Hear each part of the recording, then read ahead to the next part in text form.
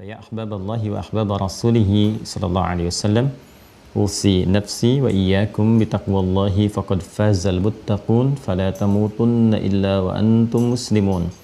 Faqala ta'ala ya ayyuhalladzina amanu taqullaha haqqa tuqatih wa la tamutunna illa wa antum muslimun. Saudara-saudariku, alhamdulillah kembali kita diperkenankan oleh Allah Subhanahu wa taala untuk melanjutkan ta'lim kita di kesempatan kali ini. Semoga seluruh apa yang telah kita kerjakan diridhai oleh Allah Subhanahu wa taala, dan semoga setiap apa yang akan kita rencanakan dibimbing oleh Allah Subhanahu wa taala sehingga menjadi amal saleh yang juga diridhai oleh Allah Subhanahu wa taala. Pun demikian, tidak henti kita bermohon pada Allah semoga seluruh hamba Allah yang masih beraktivitas, berkehidupan sampai detik ini namun belum beriman, dimantapkan jiwa mereka dan lisannya untuk bersyahadat sebelum wafat dan kembali kepada Allah Subhanahu wa taala. Pun demikian dengan para pelaku maksiat, semoga diperkenankan oleh Allah untuk dilembutkan hati mereka agar mau bertobat dan kembali meniti jalan yang benar serta merajut kehidupan yang baik, hayatan thayyibah, dan tentunya kita juga bermohon supaya kita semua wafat dalam keadaan yang mulia, husnul khatimah.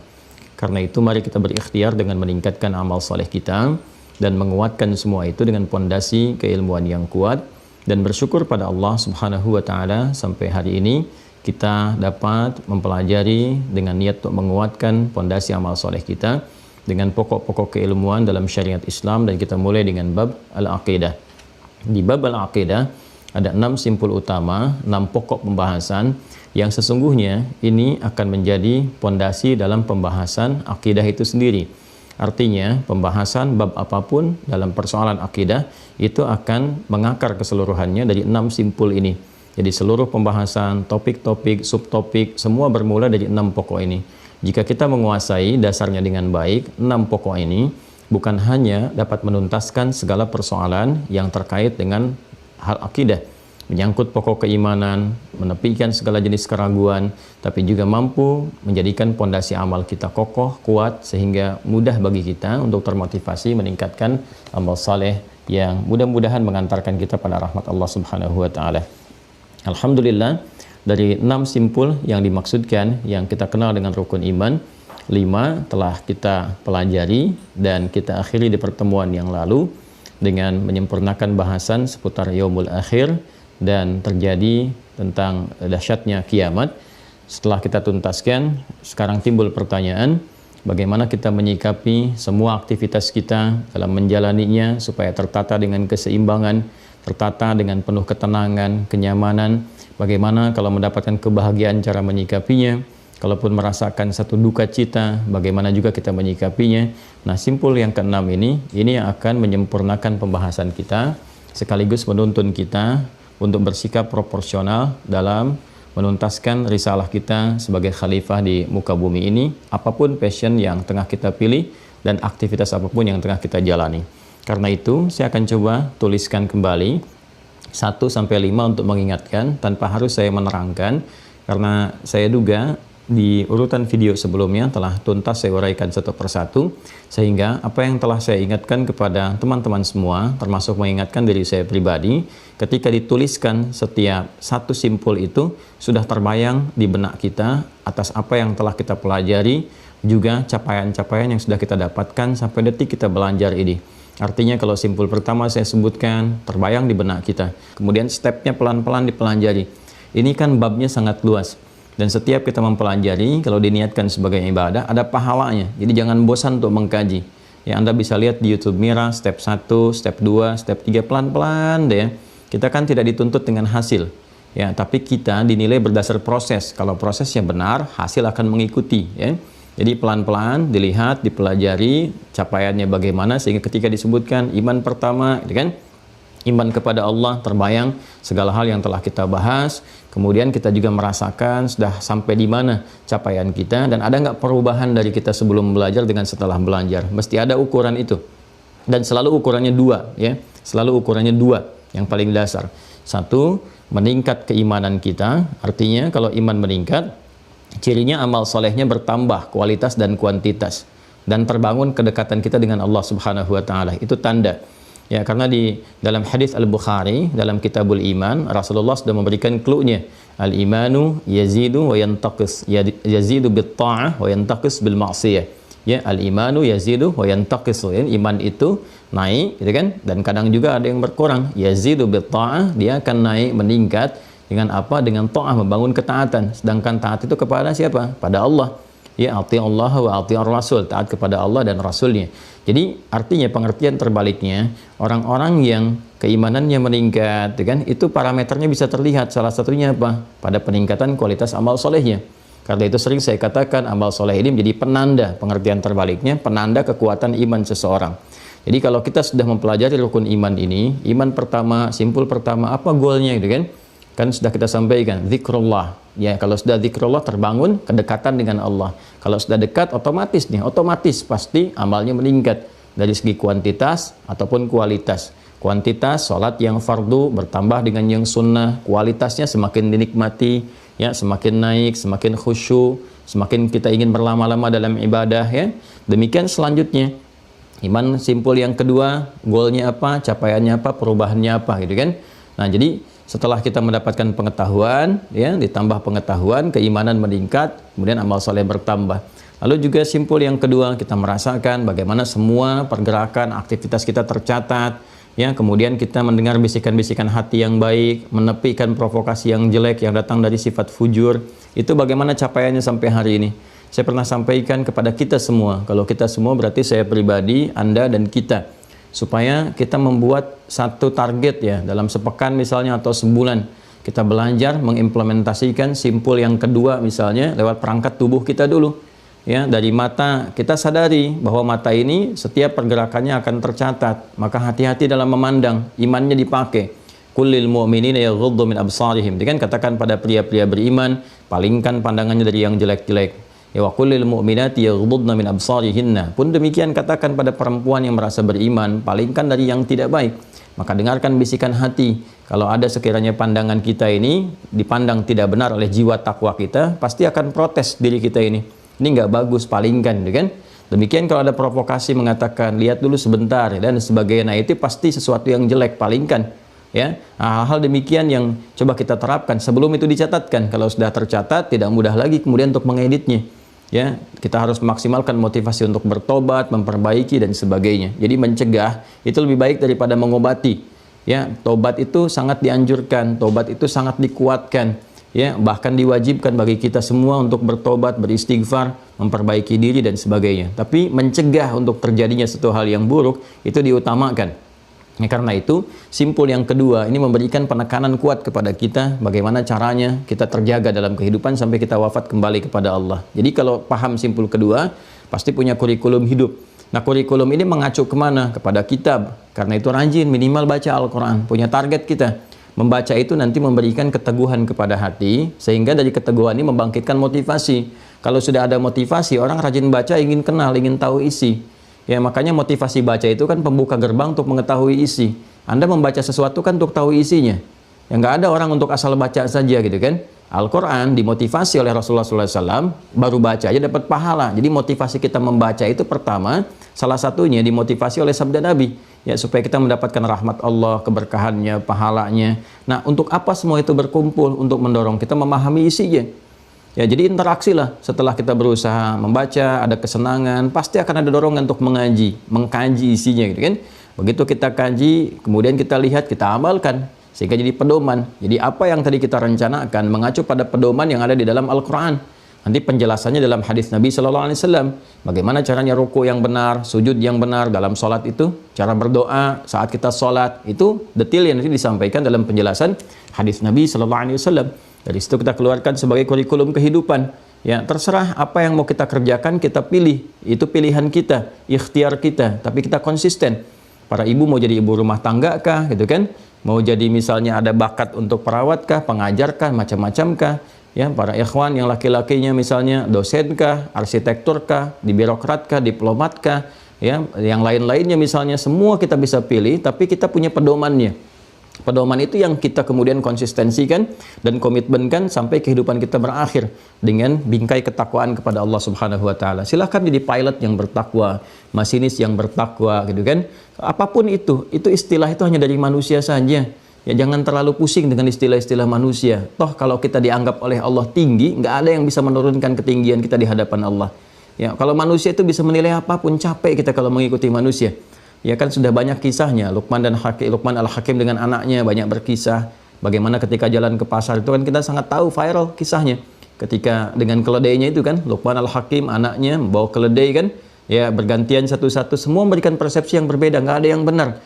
Bapaknya naik ke keledai, anaknya nuntun, dicemooh juga, itu kan bapak nggak perhatian pada anak. Anak naik ke atas keledai, bapaknya nuntun, dicemooh juga, anak nggak ada hormat sama bapak. Dua-duanya naik ke atas keledai, jalan, dicemooh juga, gak kasihan sama keledai, bebannya terlalu tinggi, itu kan?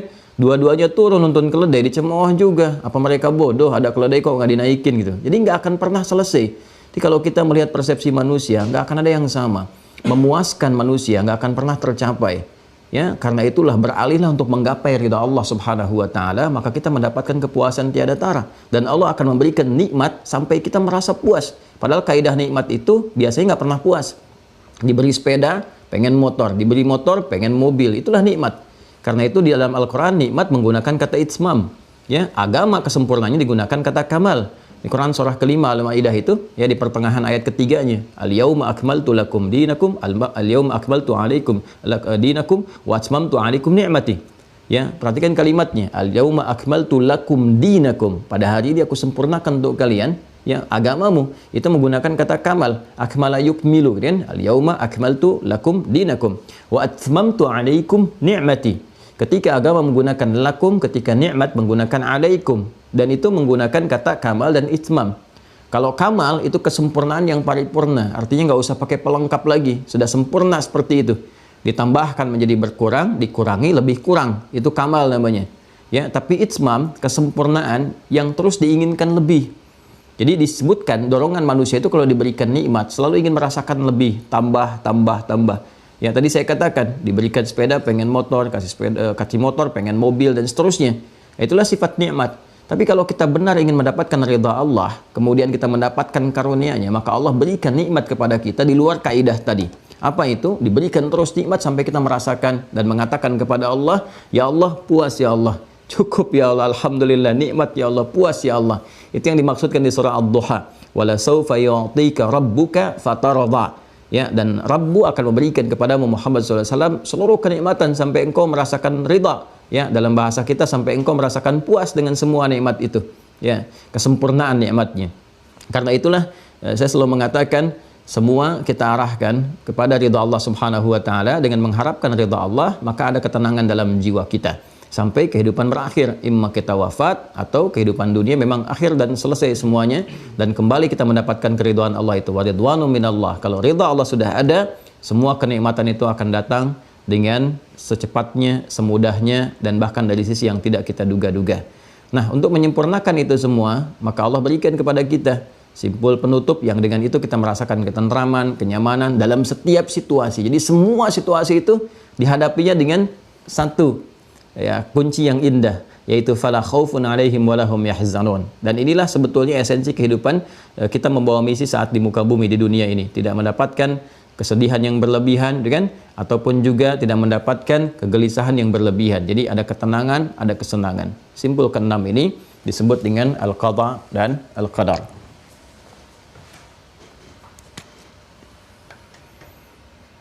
Jadi saya tuliskan di sini rukun iman.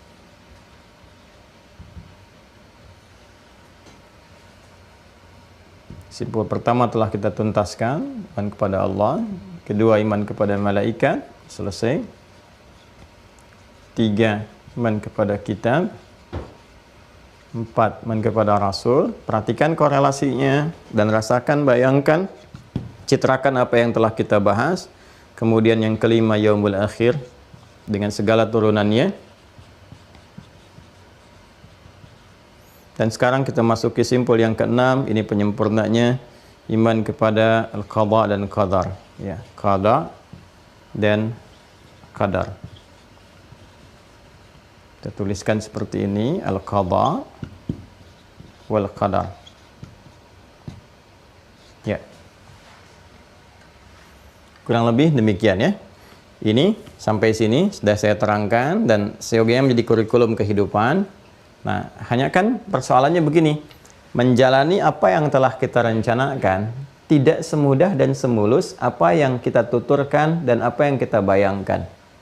Sehingga seringkali manusia mengatakan, wah, berkata itu mudah, tapi kan belum tentu dia menjalaninya, gitu kan? Ya kan? Nah, menjalani ujian itu kalau dikatakan mudah, tapi kalau kemudian dijalani dengan sesungguhnya, realnya, belum tentu semudah apa yang dikatakan. Tidak semudah membalik telapak tangan dan sebagainya. Nah, karena itu, Rahman Allah,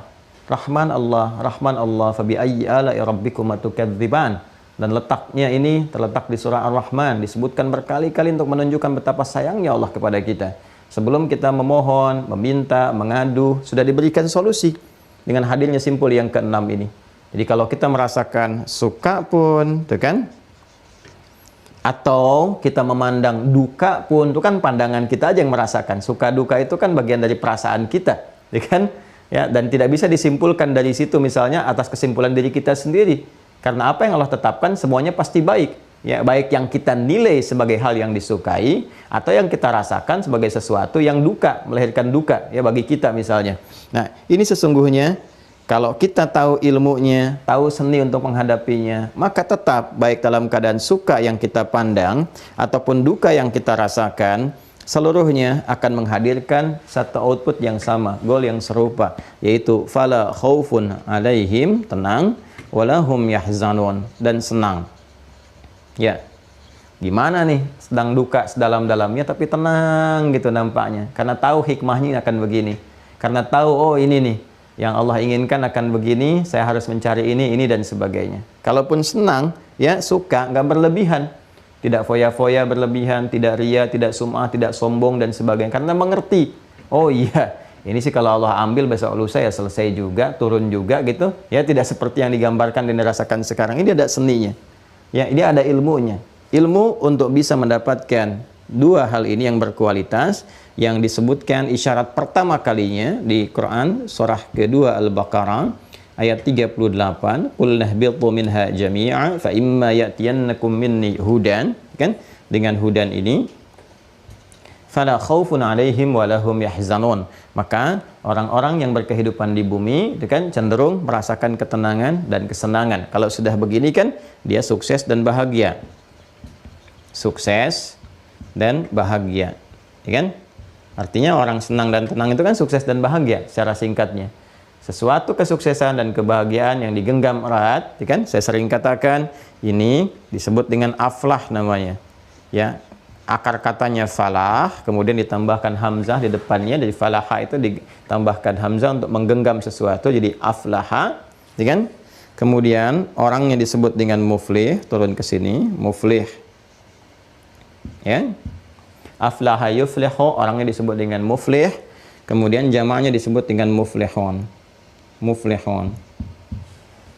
Jadi, orang-orang yang mendapatkan hudan dari Allah Subhanahu wa Ta'ala, kalau kita bahasakan dengan bahasa Arab yang sangat fasih, sangat tinggi, mereka atau orang-orang yang mendapatkan berada di atas petunjuk Allah Subhanahu wa Ta'ala, menggunakan pedoman dalam berkehidupan, dipakai, tahu ini semua, itu kan? Maka kita katakan ulaika ala hudan.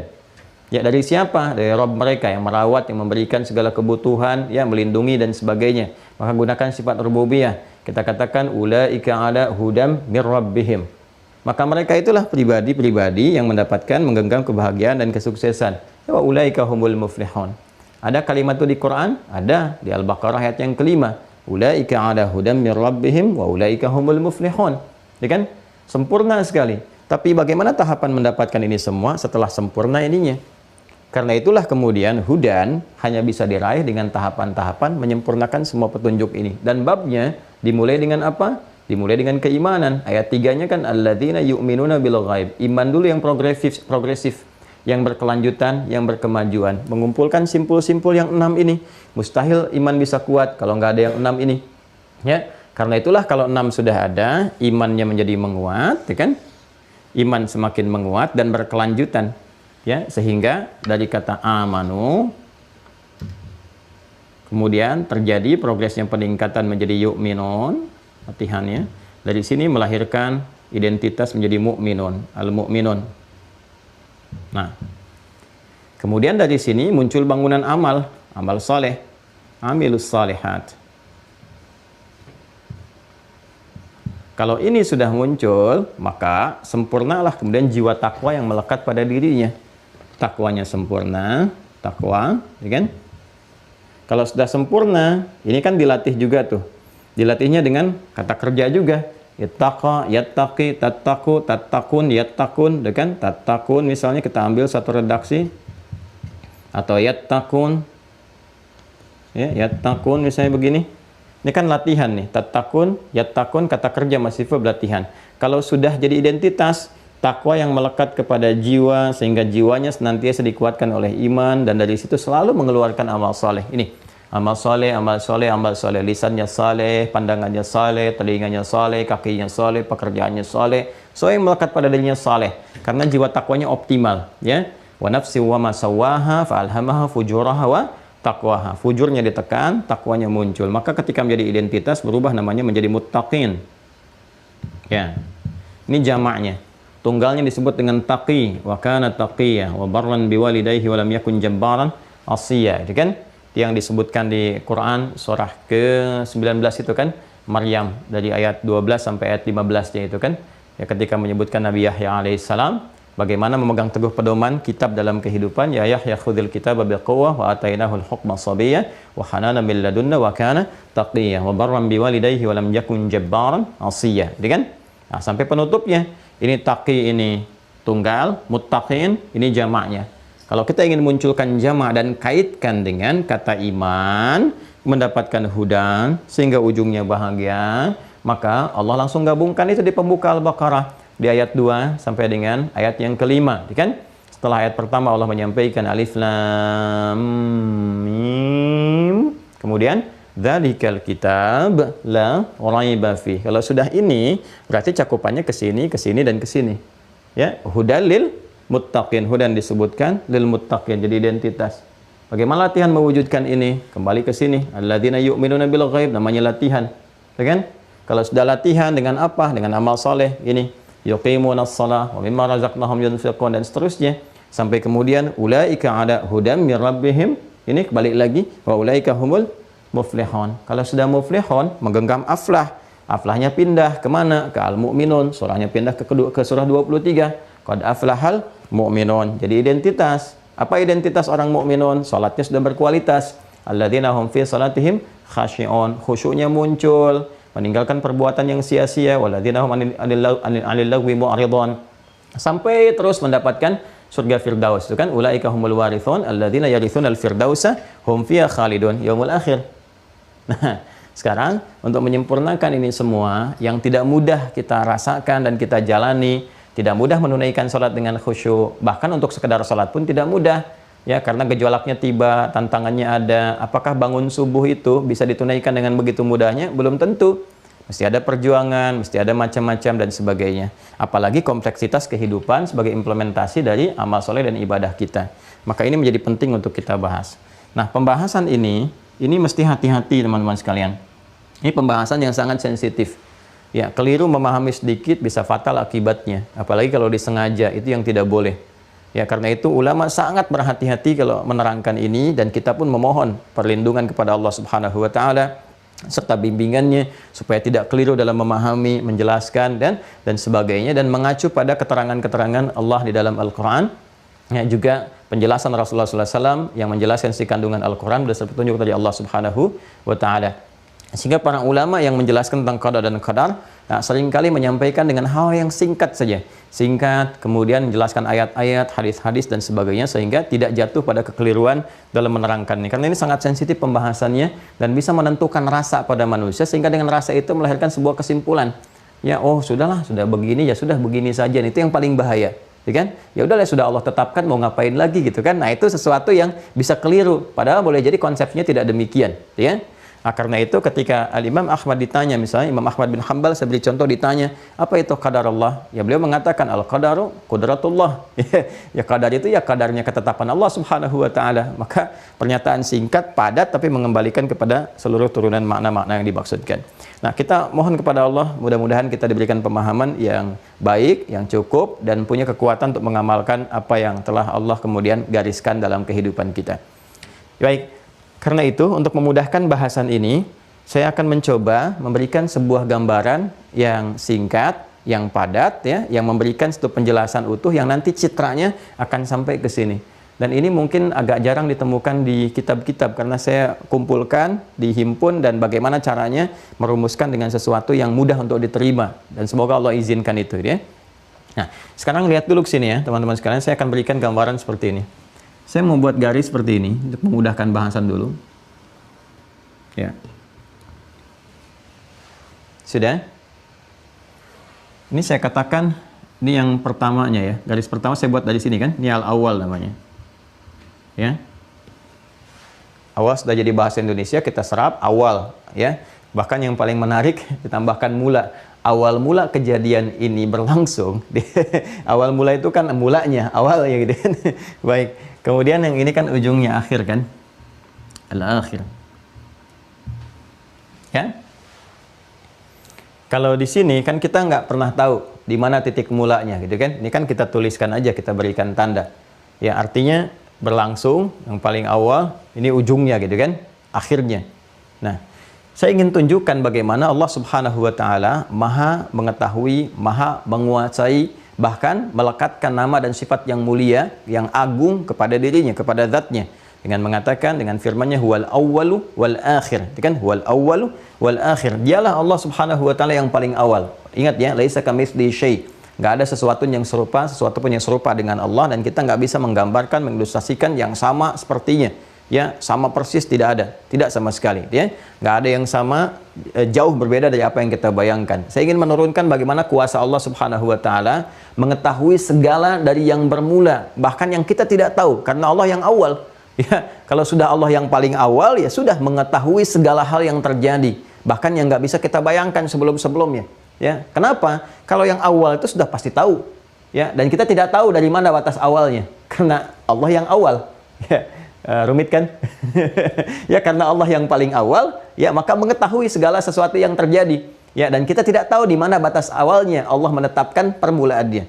Ya, karena itu Allah menyebut dirinya dengan huwal awwalu, dialah Allah yang paling awal, artinya mengetahui segala hal. Ya, kalau sudah mengetahui segala hal, yang awal artinya segala yang bermula, bahkan dari sejak awalnya, sebelumnya, ya. Karena itu semua yang berlangsung dari titik ini, kalau kita ilustrasikan, kalau ini titik kehidupan kita gitu kan, taruhlah misalnya seperti ini, dan Allah nggak ada batas dari awalnya. Nah, ini kalau kita berlangsung dari sini terus ke sini pun, maka pengetahuan Allah ya akan mencakup seluruhnya, sampai ke sini, sampai sebelumnya, terus tiada batasnya. Karena awalnya nggak ada batasnya bagi Allah Subhanahu wa taala. Manusia punya keterbatasan, awal hidupnya, awal dilahirkannya, kemudian akhir kehidupannya berjalan terus seperti ini. Sedangkan karena Allah nggak ada batasnya, maka otomatis sifat pengetahuannya pun yang melekat kepada Allah Subhanahu wa taala nggak ada batas. Ya, karena nggak ada batas, luas cakupannya, mencakup sebelumnya ke sini, kan? Ataupun terus sampai ke tiada ujungnya. Ya, sampai ke akhir ini pun, akhir kehidupan kita, kalau kita gambarkan ini kepada kehidupan kita yang mudah untuk diilustrasikan. Ya, dari lahir sampai dengan meninggal dunia, bahkan sampai dengan ke alam kubur, sampai ke yaumul akhir, sampai ke akhirat, sampai ke surganya insyaallah gitu kan. Sampai semuanya Allah Maha mengetahui. Nah, sifat Maha mengetahui ini, maha tanpa batas, itu dinaikkan nanti ke bentuk superlatif, sighah mubalaghah. Ya, namanya alim. Alim, gitu kan? Wallahu bikulli syai'in alim. Dan Allah terhadap segala hal itu Maha mengetahui. Dan sifat maha itu kalau sudah maha berarti tanpa batas. Ya, tanpa batas, nggak boleh dibatasi, nggak boleh dikurangi. Ya, jadi sempurna keseluruhannya. Baik, kalau kita ilustrasikan ini ke kehidupan kita saja manusia misalnya. Ya, kehidupan manusia. Pelan-pelan ya teman-teman, nanti akan paham kemana arahnya. Ya, ini misalnya si fulan X. Ya, Dari mulai dikandung, ya, dilahirkan, terus sampai dengan wafat. Sini ajalnya. Jelas ya? Ini yang akan dilaluinya. Dari mulai dikandung, dilahirkan, mulai ditiupkan roh kan usia 4 bulan, sudah ada tanda kehidupan kan? Ya kan? Maka dimulai awal kehidupannya sampai dilahirkan, terus sampai meninggal dunia. Bahkan sampai kembali kepada Allah Subhanahu wa Ta'ala, sampai nanti masuk surganya dan sebagainya, mendapatkan rahmat Allah. Ya, semoga kita termasuk bagian yang demikian. Nah, dari semua ini tidak akan lepas dari hukum sifat kuasanya Allah, sifat maha mengetahuinya Allah. Semua hal yang terjadi karena sudah otomatis Allah itu huwal awwal wal akhir, pasti akan sangat mengetahui apa yang akan dilaluinya, apa yang telah dilaluinya, kemudian apa yang kemudian ke depan akan dilalui sampai ujung kehidupannya. Sudah otomatis, ya. Sudah melekat kuat, sudah pasti akan melekat pada zatnya Allah Subhanahu wa Ta'ala. Bahkan yang tidak terkait dengan manusia pun, penciptaan langit, bumi dan sebagainya, di semua segala hal secara singkatnya pasti Allah mengetahui seluruh kehidupan makhluk, baik terkait dengan manusia, hewan, tumbuhan, dan alam semesta secara umumnya, universe. Seluruh kejadian yang terkait erat dengan kehidupan ataupun semua kejadian yang ada tidak akan lepas dari pengetahuan Allah Subhanahu wa Ta'ala dengan sifat alimnya. Ini sudah mutlak, nggak boleh ditawar, ya. Karena pengetahuan yang melekat pada Allah harus menguasai segalanya, harus maha. Karena Allah sifatnya khalik, khalik beda dengan makhluk. Ya, kita sepakat dulu ya sampai di sini ya. Saya ulangi ya. Artinya semua kejadian yang berlangsung dari segala yang Allah ciptakan, yang dicipta itu disebut dengan makhluk, semuanya harus ada dalam ranah pengetahuan Allah Subhanahu wa Ta'ala. Kejadian sifatnya itu kan pas, telah berlangsung, berarti sebelum, ya, telah, past tense, kemudian sedang terjadi, sedang berlangsung, kemudian akan terjadi. Ya. Ulang ya, pelan-pelan. Ini sangat penting nih. Hati-hati ya dengan provokasi setan, hati-hati. Fokus baik-baik. Ini sangat menentukan. Saya ulang dari sini dulu ya. Ya, penjelasan dasar yang pertama. Allah di antara sifatnya Maha mengetahui. Ya, segala hal tanpa batas, dan Dialah al-awwal al-akhir. Yang paling awal dari segala hal karena Allah sang pencipta, dan akhir dari segalanya dan tiada batasnya. Batas awal dan akhir itu nggak ada berlaku bagi Allah. Dia tidak ada batas dan tidak dibatasi dengan apapun. Karena itu terkait dengan semua aspek kehidupan yang diciptakannya, khususnya makhluk apapun itu, yang hidup, yang mati, kejadian yang terkait dengan ini, ya, dengan kehidupan, bila kita hubungkan kembali dengan keilmuan Allah Subhanahu wa Ta'ala yang tanpa batas, artinya seluruh kejadian diketahui oleh Allah. Sepakat dulu di situ ya. Semua kejadian Allah harus tahu. Baik sebelum terjadi, artinya telah terjadi. Kemudian sedang terjadi, saat ini terjadi. Dan akan terjadi, nanti akan terjadi. Jelas ya? Otomatis ya? Karena itu, ketika Allah menegaskan lewat firman-Nya dalam Al-Quran itu, Allah pun menetapkan dan memberikan sebuah penguatan tentang hal ini.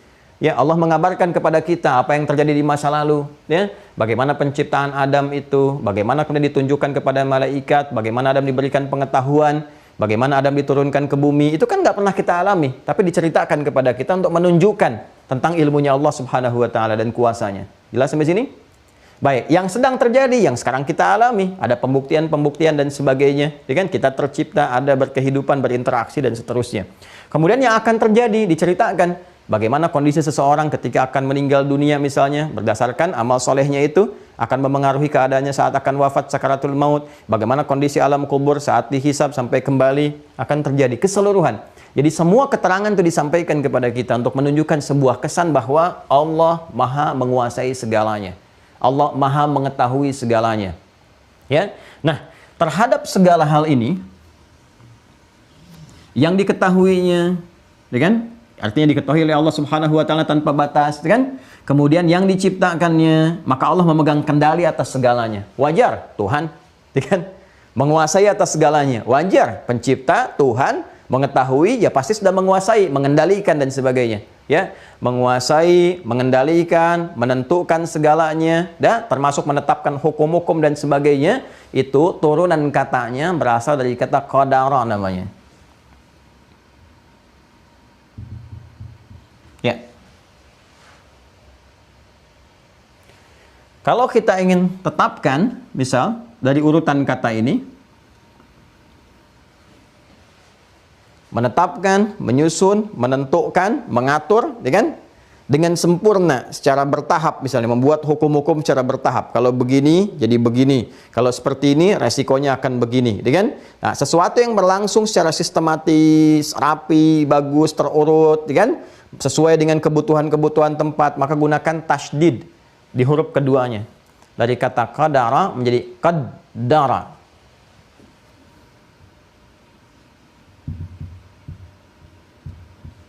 Ya.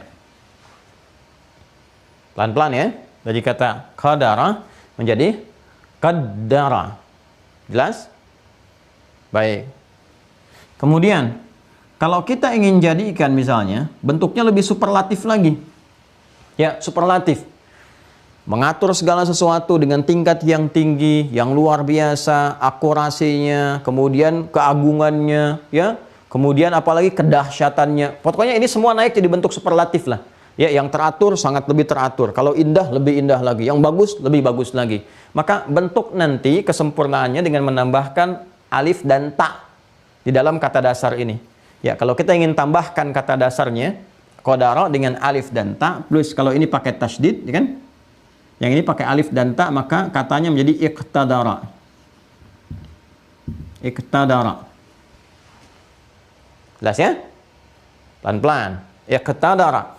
Nanti turunannya kita temukan misalnya iqtadara, yaqtadiru. Ya, sifat yang melekatnya menjadi muqtadir. Muqtadir. Sudah? Ya, kalau sudah muqtadir artinya ya mengatur dengan sempurna, merencanakan dengan sempurna, membuat hukum yang agung, yang istimewa, yang melebihi segalanya tanpa batas dalam kuasanya, kan? Yang mengandung hikmah-hikmah yang dahsyat, luar biasa. Nah, ini kalau sudah berbentuk iqtadara, kemudian sifat yang melekatnya dengan nama muqtadir, maka ini sudah menjadi sifat superlatif ya. Sudah mubalaghah, sudah superlatif, sudah lewat di atas ini, di atas ini. Kalau ini qaddara, kemudian yang melekatnya disebut dengan muqaddir, qaddara yuqaddiru, ya. Fahuwa muqaddara yuqaddiru taqdiran, fahuwa muqaddir. Ini dari sini muncul kata qaddara, nanti masdarnya, sifat, karakter, keterangannya disebut dengan takdir. Pelan-pelan ya, saya uraikan ini dulu. Qaddara yuqaddiru taqdiran. Jelas? Ini keterangannya. Saya ulang ya. Awalnya dari sini qadara, yang mengatur, mengendalikan, menguasai, ya, dan seterusnya disebut dengan qadara. Keterangannya disebut dengan qadar. Ini kata kerjanya, verbnya. Qadara yaqdiru, ya kan? Kemudian kata bendanya noun, keterangannya, sifat keadaannya disebut dengan qadar juga. Tapi yang ini disebut dengan qadarun. Ya, ada an-in-unnya menunjuk kepada isim. Qadarun, qadar. Ya, karena di bahasa Arab itu ujungnya selalu dimatikan.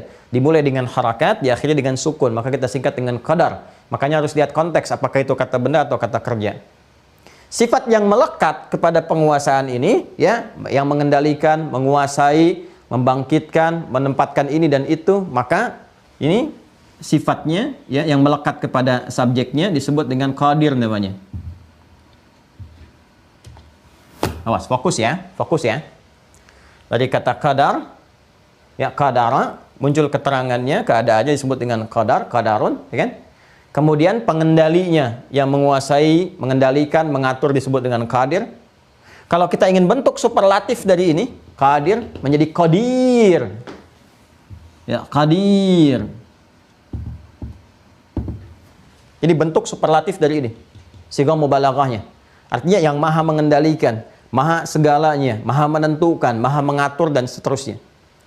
Kalau kita ingin naikkan ini untuk menunjuk kesan kesempurnaan yang teratur, ya, memberikan aturan secara sistematis, yang teratur ini hikmahnya ke sini, ini ke sini. Kalau mengerjakan ini resikonya akan begini, kalau melakukan ini ujungnya akan seperti ini. Ya, silahkan gali hikmah begini, diberikan kebebasan misalnya untuk memilih begini apakah seperti ini, diberikan petunjuk kemana itu harus diambilnya, dijalaninya dan sebagainya, tanpa harus dipaksa untuk memilih, tapi membuat sebuah sistem yang rapi, sistematis ya.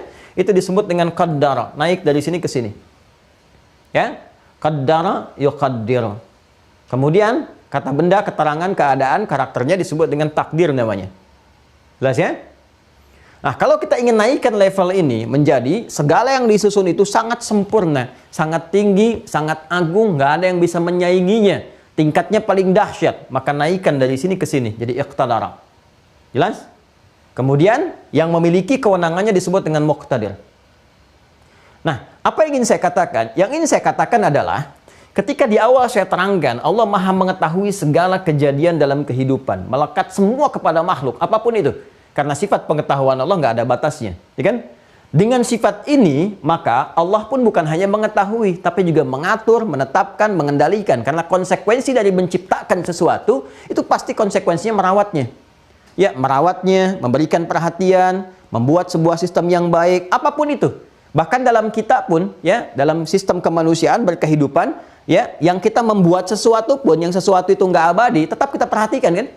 Silakan Anda cek. Yang membuat meja akan ada kontrol quality, dilihat gimana kualitas mejanya. Membuat spidol aja dibuat nih, dicek bahan-bahannya kan kita cari, gitu kan? Kemudian dari berbagai sumber yang telah Allah tetapkan, ini pasti dikontrol juga nih, detail dibuat, gimana, apa, dan seterusnya. Sampai kita berikan perhatian, kita rawat, dan sebagainya. Karena sifat membuat itu pasti akan disertai dengan perhatian, perawatan, pemenuhan apa yang dibutuhkan, dan sebagainya. Apalagi kalau kita kemudian ingin arahkan pembahasan kepada Allah. Jadi menuntut sifat mengetahuinya akan menuntut dari segala yang dicipta itu untuk memperhatikan, mengendalikan, merawat, mengarahkan, memenuhi kebutuhan dan segalanya. Semua aspek yang terkait dengan ini disebut dengan qadar namanya. Ya. Penguasanya disebut dengan qadir. Ya, superlatifnya disebut dengan qadir. Ketetapannya disebut dengan qadar. Sistem yang teratur, yang rapih, yang rapih, terperinci, mengandung hikmah disebut dengan takdir. Kata kerjanya qaddara. Dan sifat tertinggi untuk mengatur itu semua, ya, yang melekat kepada Allah disebut dengan muqtadir, dari kata iqtadara.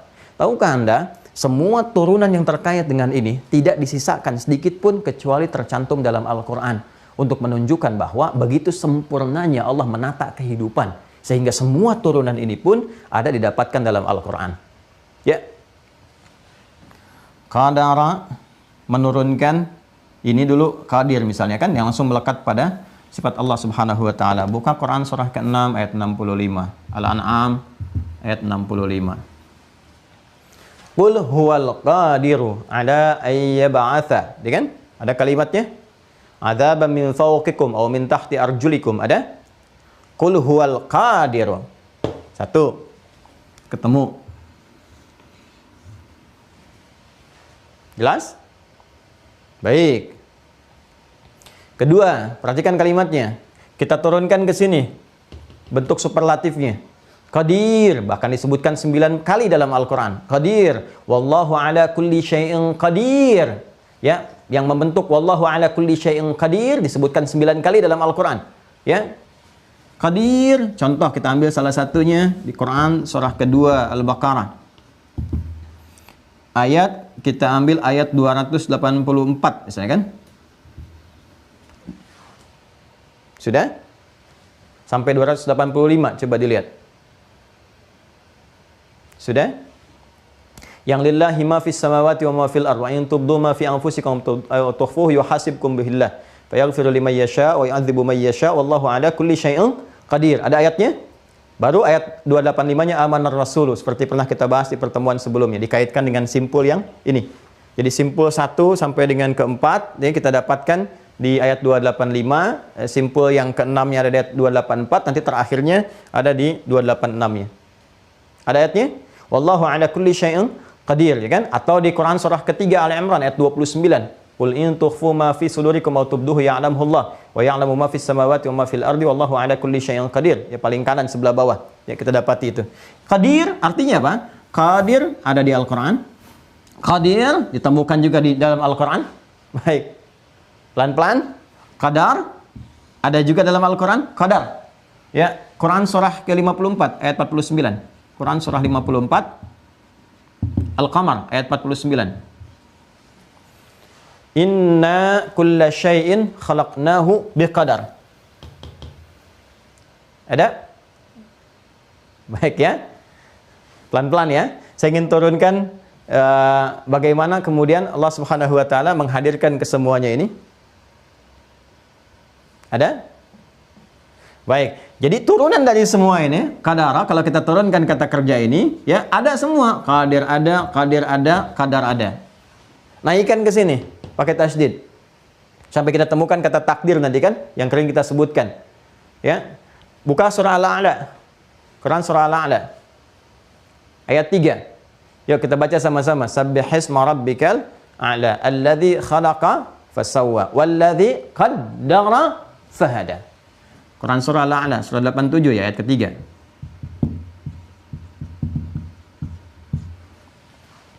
Sudah? Baik, pelan-pelan ya. Nanti kita akan temukan juga qaddarahu taqdira gitu kan. Teruskan. Sekarang naik ke sini. Muqtadir. Ya, Quran surah ke-54 Al-Qamar ayat 55. Fi maq'adi sidqin di ujung ayatnya, 'inda malikim muqtadir. 54 ayat 55.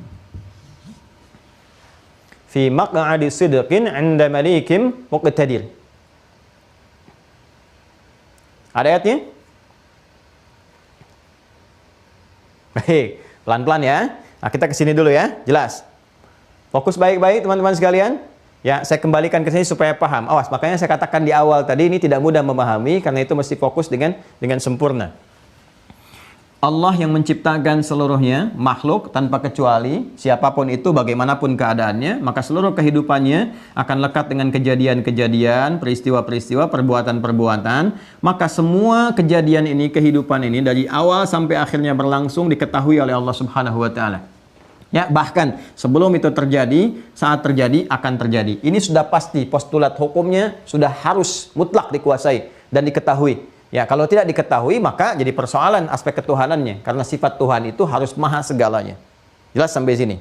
Nah, kemudian yang kedua, hikmah dari semua penciptaan mengharuskan yang mencipta itu memperhatikan, merawat, ya kan? Memberikan segala kebutuhan terhadap apa yang diciptakan. Itu sudah fitrah.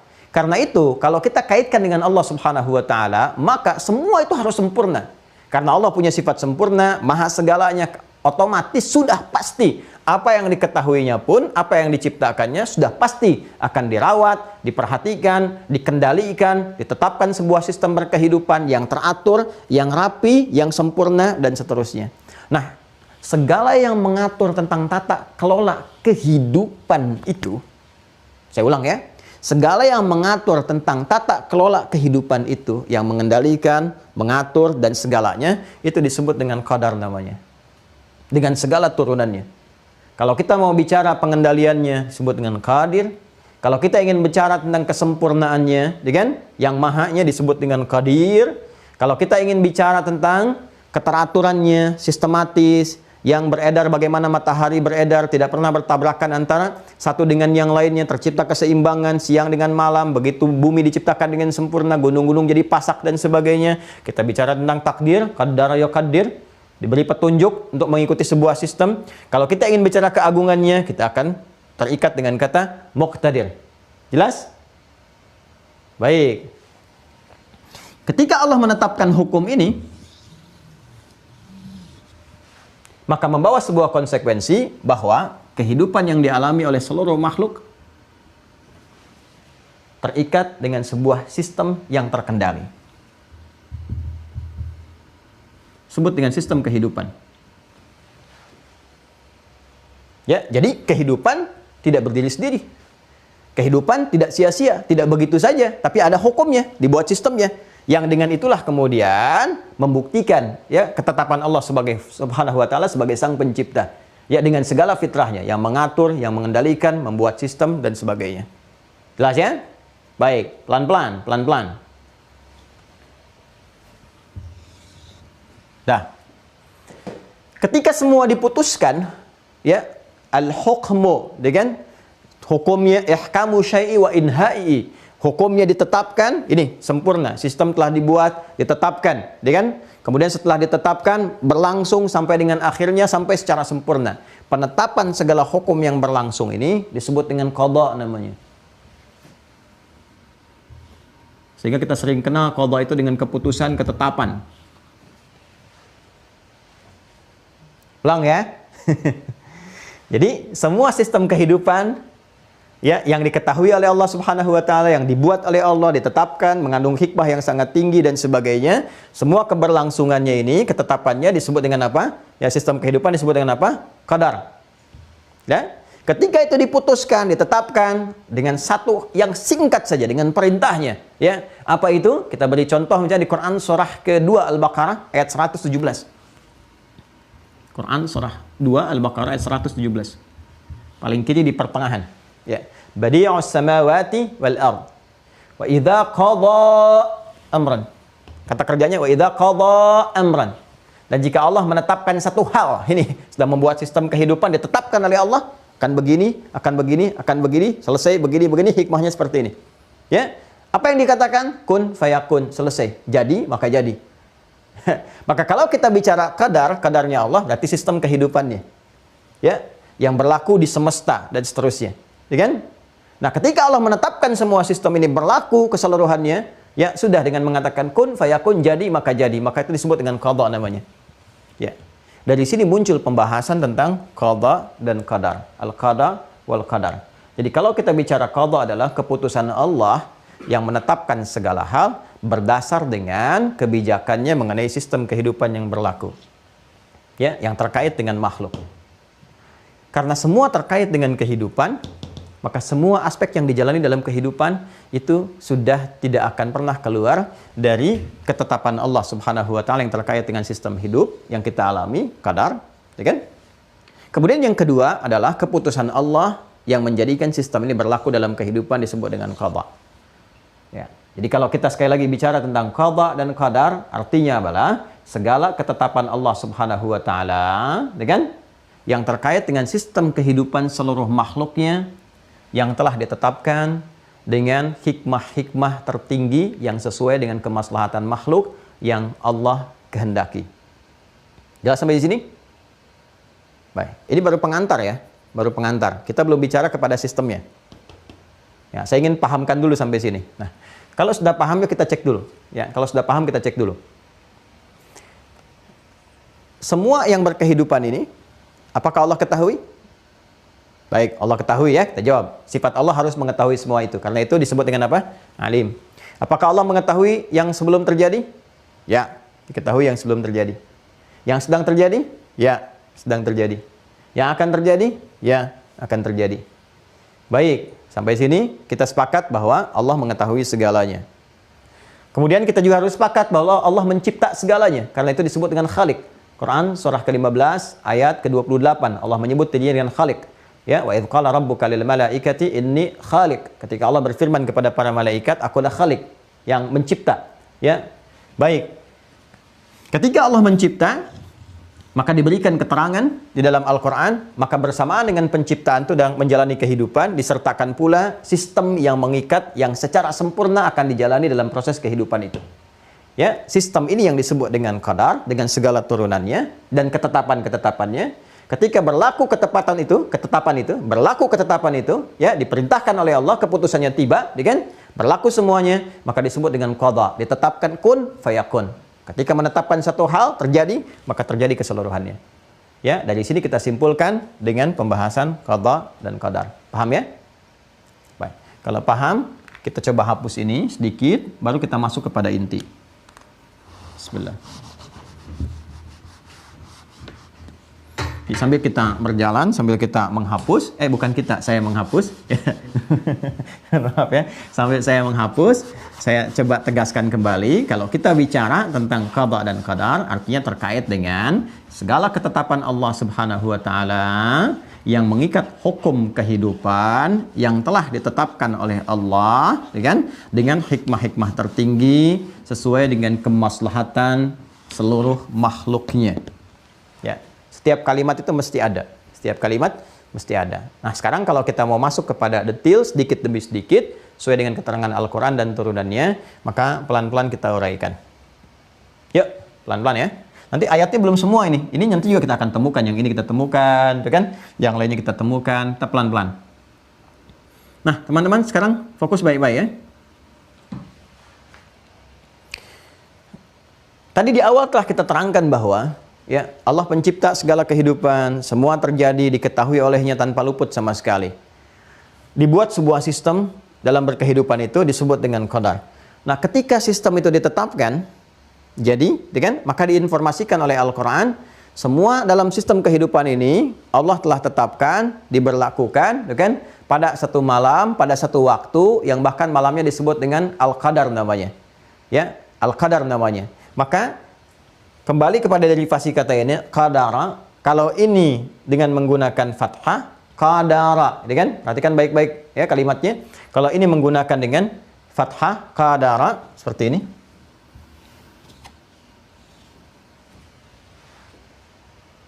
Sudah? Baik, pelan-pelan. Kalau ini nanti menggunakan sukun. Ya. Qadran. Sistem sudah ada, sudah berlaku qadaron, kemudian kesananya ya inna khalaqna kulli syai'in biqadar, ini pakai fathah, sistem dibuat gitu kan. Kemudian ditetapkan akan berlaku, ketika berlaku ditetapkan qada, keputusan Allah yang menetapkannya disebut dengan qada. Ketika mulai berlaku, tetapkan satu waktu berlaku semua itu disebut dengan qadrun. Qadrun, ya. Hanya untuk memudahkan lisan membaca, biasanya yang tengahnya itu dikembalikan harakatnya. Sehingga kita menyebutnya tetap qadar. Padahal nanti ada dua kosakata, ada qadarun, ada qadrun, itu berbeda. Baik ya? Baik, kalau qadarun tadi sistemnya dibuat sempurna, utuh, gitu kan? Kemudian keputusan berlakunya sistem itu disebut dengan qada, yang keputusan menetapkan itu berlaku, saat berlaku dijalani disebut dengan qadrun namanya. Ya. Nah, cuma kita menyebutnya dengan dua nama yang sama saja untuk memudahkan pengucapan lisan, qadar. Baik. Maka muncullah surah Al-Qadar, Quran surah ke-97.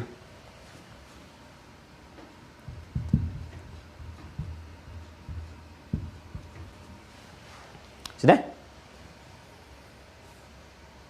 Yuk, nanti Anda cari ya dimanapun, di kitab manapun yang detail menerangkan seperti ini. Allahu Akbar, nggak ditemukan. Makanya saya sering katakan, hanya pencipta sesuatu yang mengetahui sesuatu itu dengan sempurna. Ya, dan Allah mencipta segalanya, maka Allah yang maha mengetahui segalanya dengan sempurna. Bahkan ini pun turun surahnya, surah Al-Qadar. Ya, ya, kita karena ingin bicara detail, kita bertanya kepada Allah, ya Allah, kapan itu ditetapkan? Bagaimana keadaannya? Seperti yang kau firmankan, bukan kami yang kemudian kreasikan dan sebagainya, atau rekayasakan, atau kita mencari-cari, tidak. Semua bersumber dari sini. Maka turun Quran surah 97, disebut surahnya surah Al-Qadar. Al-Qadar, ya kan? Suratul Qadri, Al-Qadar. Ingat nggak pakai fathah ya di dalnya, di dalnya. Seperti ini Al-Qadar. Surah 97. Ya, surah yang menunjukkan tentang berlakunya ketetapan ini. Sistem yang dibuat dalam berkehidupan dan sebagainya. Baik, kita mulai ya. Pertama, karena ini persoalan agung yang sangat tinggi, ya, yang sangat besar. Dan saya sering sampaikan di awal, jika Allah ingin menyampaikan segala hal yang agung, yang tinggi, yang nilainya dahsyat dan seterusnya, maka Allah akan menggunakan bentuk ta'zimun nafsi, li ta'zimis sya'ni. Dan itu menggunakan bentuk nahnu atau singkatannya na, atau diberikan taukid di depannya dengan inna. Ya, inna pendek begini, berjumpa dengan ta'zimun nafsi, kan? Ditambahkan bisa dengan na seperti ini. Ya. Jadi kalau inna begini ketemu dengan na begini bentuk ta'zimun nafsi, maka kalimatnya akan berbentuk seperti ini. Inna. Ya. Karena ini agung, ini tinggi, peristiwanya dahsyat, maka Allah pun buka dengan bentuk ta'zimun nafsi, menunjukkan keagungannya, ya, demi menyampaikan sesuatu yang sangat agung, sangat tinggi, sangat luar biasa. Inna anzalnahu fi lailatul qadar. Ya, perhatikan baik-baik ya. Inna anzalnahu fi, saya sampai ke sini. Ini saya kasih garis, saya kasih panah. Anzalnahu, ya. Anzalnahu fi lailatul qadar. Ya. Sudah? Sungguh kami turunkan Al-Quran itu dengan segala keagunganku, kata Allah Subhanahu wa Ta'ala, pada malam Al-Qadar. Malam ditetapkannya segala hal yang terkait dengan sistem berkehidupan. Pelan-pelan, ya. Awas, hati-hati. Kalau sudah menggunakan kata qadrun seperti ini, artinya apa? Semua sistem kehidupan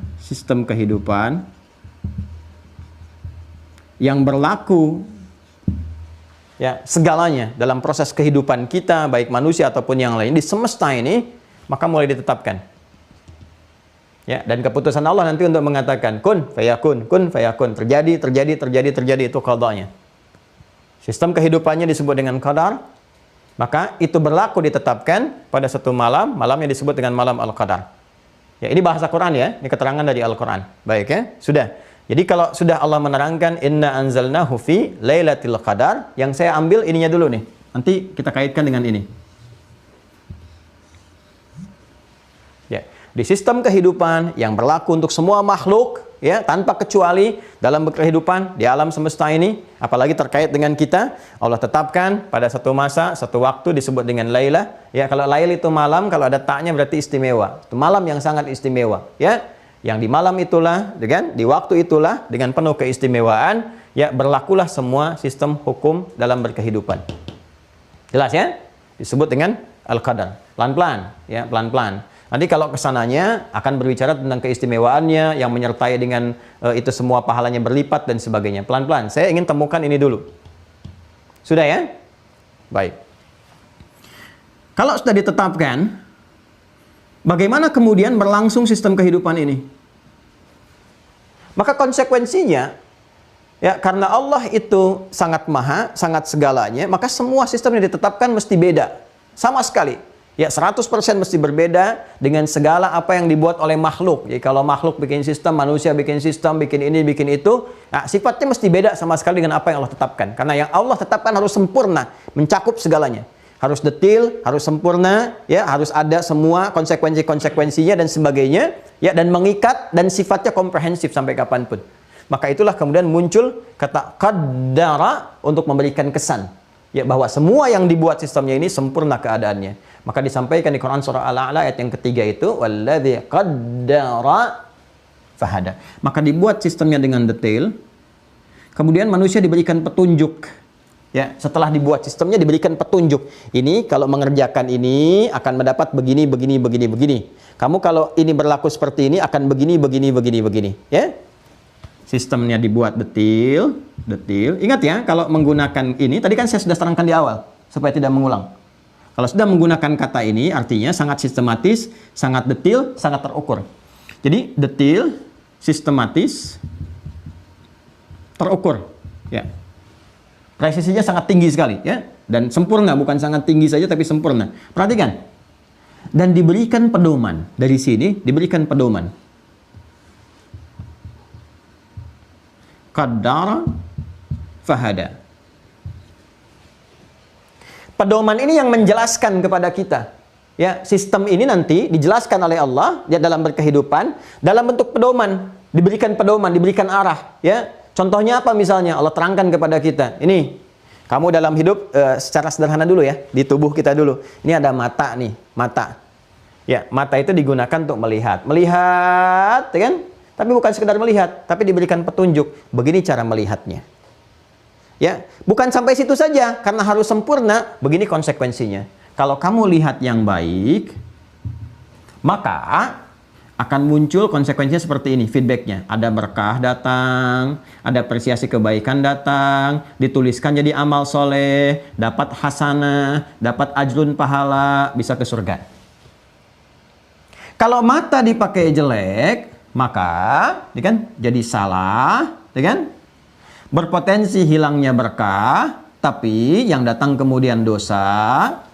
Kalau tidak tobat, nah maka terus konsekuensinya hisabnya berat, dapat kitab di belakang punggung, ujungnya neraka. Kalau dari sini mengaku salah, pengen kembali ke jalur ini, dibuat hukum namanya taubat. Jelas? Ini baru satu gambaran. Nah, semua berlangsung seperti ini. Lisan dikasih cara. Nih, cara lisan nih fungsinya begini untuk bertutur. Tapi kata-kata yang diucapkan harus begini, begini, begini, begini. Kalau diucapkan nanti akan seperti ini konsekuensinya sampai ke ujung, sampai menerima rahmat Allah. Ya. Kalau tidak digunakan begitu, tapi digunakan sebaliknya, maka akan begini, begini, begini, begini. Diberikan juga oleh Allah petunjuknya, hada, diberikan petunjuk. Ini akan mensupport kehidupan kamu begini, makhluknya ini. Tugasnya begini, begini, begini. Ya, yang jadi musuh kamu ini, yang sudah mendeklar ingin membuktikan kesombongan jadi musuh, namanya ini, cara menggodanya begini, begini, begini. Cara kita untuk menjauh atau mengatasi godaan itu begini, begini, begini, begini. Itu melekat pada pribadi kita. Lebih jauh dari itu, keluar. Ya, di keluarga, dalam kehidupan sosial, sampai kehidupan di bumi ini, sampai interaksi dengan yang lainnya, sampai planet-planet dan sebagainya. Sistemnya rapih, diterangkan dengan sempurna, bahkan dijelaskan kepada kita keberadaan kamu di sini pun seperti ini fungsinya. Malaikat begini, jin begini, manusia begini, semua diterangkan dan diberikan petunjuk oleh Allah, semuanya terarah kepada rahmatnya untuk mendapatkan seluruh nilai kebahagiaan. Pelan-pelan, ya. Jadi ditetapkan di satu waktu dengan sempurna ketetapannya. Setelah itu diberikan detail sistemnya dengan konsekuensi-konsekuensinya. Kalau begini akan begini, ini akan begini dan seterusnya. Pelan-pelan, fokus ya. Kemudian setelah itu diberikan petunjuk hada. Hada ini verb, kata kerjanya.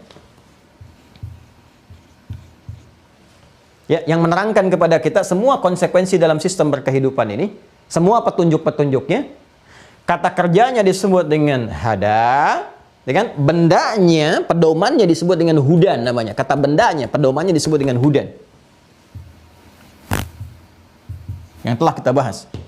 Kata kerjanya hada, walladzi qaddara fahada. Ketika kami buat sistem kehidupan yang detail, apapun yang dikerjakan oleh manusia, itu selalu ada konsekuensi. Kamu begini, akan begini, begini, begini, dan sebagainya. Jika terkait dengan manusia dan makhluk yang lainnya. Diberikan petunjuk supaya benar, supaya terukur, supaya bagus. Ya, kalau berbuat begini, ini konsekuensinya. Kalau salah begini, kalau balik lagi, taubat namanya. Ya, ini petunjuknya, verb. Ya, kata bendanya yang menghimpun semua petunjuk itu disebut hudan. Ya, jelas. Kalau diikuti hudan ini yang dimaksud di awal tadi, fala khaufun 'alaihim wala hum yahzanun. Ini Quran surah kedua ayat 38. Qulnah bitu minha jami'a, bahkan saat Adam turun ke muka bumi pun manusia pertama itu diberikan oleh Allah ya hudan sebagai konsekuensi dari hukum Allah yang telah ditetapkan. Dimulai aktivitas sebagai khalifah di muka bumi, maka semua berlaku yang telah ditetapkan ini. Ya, berlaku yang semuanya telah Allah ketahui keseluruhannya. Baik, fa imma ya'tiyannakum minni hudan faman tabi'a hudaya fala khaufun 'alaihim wala hum yahzanun. Ini telah saya terangkan disebut dengan hudan. Setiap generasi berganti, hudan ini selalu ada karena Allah telah tetapkan dalam hukum berkehidupan, telah jadi sistem. Ya, ganti masa, ganti generasi, ganti komunitas, ganti masyarakat, ada nabi diutus, ada rasul membawa hudan. Saya terangkan sebelumnya, Nabi Musa hudannya disebut dengan Taurat, sampai ke Nabi Isa nanti ada Injil, sampai ke Nabi Muhammad itu Al-Quran. Al-Quran. Maka di dalam Al-Quran diterangkan tentang petunjuk dalam berkehidupan, tentang sistem kehidupan itu dijelaskan di Al-Quran. Makanya kalau kita baca Al-Quran, kita temukan dari awal kejadian, berkehidupan, Adam turun dan sebagainya, tentang kuasa Allah, tentang ini yang harus dilakukan, ini harus ditinggalkan, if'al, kerjakan, dengan la taf'al, tinggalkan, ini jangan dilakukan, ini yang harus dikerjakan, dijelaskan dalam hadis-hadis Nabi SAW, detailnya seperti apa, kalau diperintahkan sholat, begini caranya, diperintahkan sedekah, begini detailnya, begini ukurannya, semua itu sistem, petunjuknya disebut dengan hudan. Kitabnya disebut dengan Al-Quran. Nah, karena Al-Quran terkait dengan qadar, perhatikan, Al-Quran terkait dengan qadar, artinya apa? Segala sesuatu dalam berkehidupan ini, kalau kita ingin lihat bagaimana sistem kehidupan bekerja, ya ingin mendapatkan yang benar supaya tenang hidupnya di dunia, supaya senang, dan pulang dapat rahmat mendapatkan surga, dan kita menjalani sistem kehidupan ini dengan benar, lakukan begini, tinggalkan ini dan itu, maka nggak ada yang lain kecuali ke sini, petunjuknya ini. Ya, perhatikan baik-baik. Karena ini terkait dengan ini, Quran terkait dengan qadar, ke sini. Qadar, ya, segala yang ada di sini, petunjuknya ada di sini, maka Allah kemudian menjadikan keagungan pada kedua, jadi melekat dalam satu firman. Perhatikan baik-baik, ya. Karena fungsinya semua saling terkait berkelindan. Pedoman ini kalau ingin bahagia, sini, tenang dan senang, sukses dan bahagia, maka lihat ini. Karena ini mensupport ke sini, dua-duanya terikat, bersinergi, ya terkait berkelindan, maka Allah pun kemudian menghadirkan dalam satu firman tentang keagungan pada keduanya. Perhatikan baik-baik. Inna, sungguh demi keagunganku.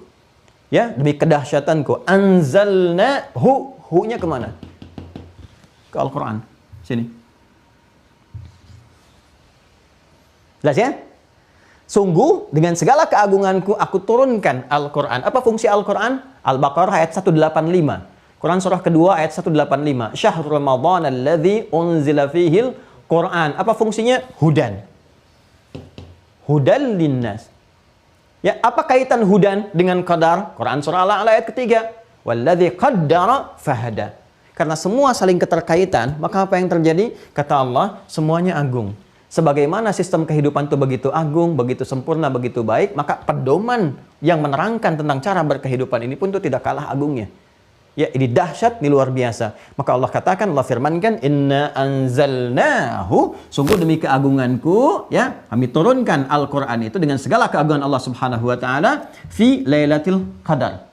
Ya, pada malam berlakunya sistem kehidupan, malam Al-Qadar. Kenapa disandingkan ini dengan ini? Untuk memberikan kesan bahwa di sistem kehidupan ini, di kehidupan itu ada sistem, ada aturan, ada hukum. Kalau ingin baik, ingin selamat, ingin bagus menjalani ini, ingin tenang, ingin nyaman, ingin bahagia, maka baca ini. Pelajari ini. Amalkan ini. Maka siapapun yang mengamalkan ini bisa terangkat dan transformasikan hidupnya bahkan dari jahiliyah ke khairul ummah.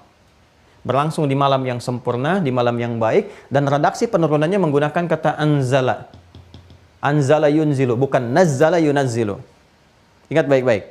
Anzala yunzilu, bukan nazzala yunazzilu. Nanti lihat di buku-buku ulumul Quran ya. Ada al-itqannya misalnya Al-Imam As-Suyuti, ada mabahith fi ulumil Quran, dirasa atau mabahith fi ulumil Quran. Ya, ada lagi misalnya kitab Az-Zarkashinya, Al-Burhan fi ulumil Quran.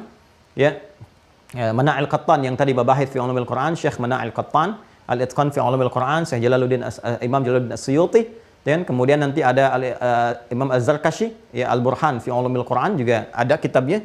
Ya. Nanti ada beda antara nazzala dengan anzala. Nazzala dengan anzala. Agak pelan-pelan ya, ini agak kompleks sih. Ya. Kalau pakai tasydid, tadi saya terangkan di awal. Sesuatu yang berlangsung dengan sistematis, secara bertahap, ada tahapan-tahapannya. Kalau anzala, sesuatu yang berlangsung sekaligus, ya, sekaligus, tidak bertahap, ya, tapi berlangsung sekaligus, ya, satu kali langsung gitu, ya. Kita beri contoh tentang penurunan kitab-kitab misalnya. Nabi Musa, Nabi Isa alaihissalam, Nabi Musa dapat Taurat, Nabi Isa dapat Injil, yang alaihissalam jami'an. Semoga Allah berikan rahmat, keselamatan, kebaikan pada keduanya. Ya, dan juga umat-umat yang taat kepada bimbingan keduanya untuk menuju Allah Subhanahu wa Ta'ala. Perhatikan baik-baik. Itu penurunan kitabnya menggunakan redaksi anzala. Ketika diturunkan pada nabinya, pada rasulnya. Ketika diturunkan pada nabinya, pada rasulnya. Dan yang dibahas cuma turun kepada nabi dan rasulnya. Ya. Yuk kita turunkan, kita ambil misalnya Quran surah ketiga Al Imran ayat 3. Lihat perbandingan ketika Allah menerangkan turunnya Al-Quran kepada nabinya, kepada Nabi Muhammad, ya, nabi pembawanya, gitu kan, yang menerangkannya. Al-Quran diturunkan pada Nabi Muhammad, ketika turun pada Nabi Muhammad, dengan Taurat, Injil ketika turun atau diturunkan oleh Allah kepada Nabi Musa Taurat, ya, kemudian kepada Nabi Isa Injil. Perhatikan redaksi yang digunakan. Ya. Nazzala 'alaikal kitaba bil haqq. Nazzala 'alaikal kitaba bil haqq. Quran surah ketiga Al Imran ayat ketiga. Nazzala 'alaikal kitaba bil haqq. Untuk menunjuk pada Al-Quran menggunakan kata nazzala.